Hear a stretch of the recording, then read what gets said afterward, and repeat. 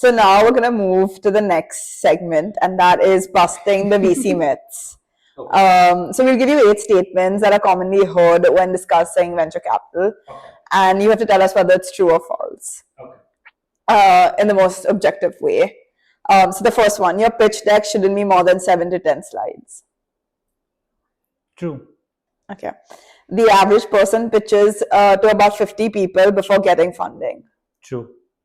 A VC's only goal is to have a lucrative exit. True.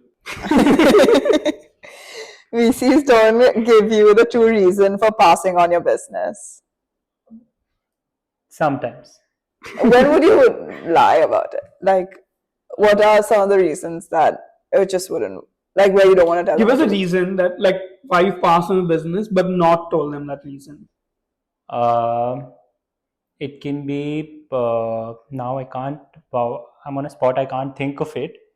But there have been cases where we've not, would have not given them the real answer. But our main goal would be, when we are passing on to something, and if we have spent time with the business while we are evaluating that opportunity, to give them why we are actually not investing.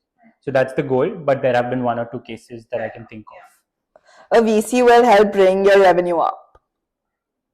False. VCs mainly only invest in tech. False. A VC will take over your business. False. At least for me, for us.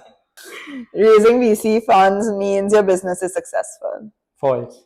Okay, so yeah, that was all the We myths. somehow got it very half and half. We started with truths, Yeah, then falses. yeah. I don't know how that happened.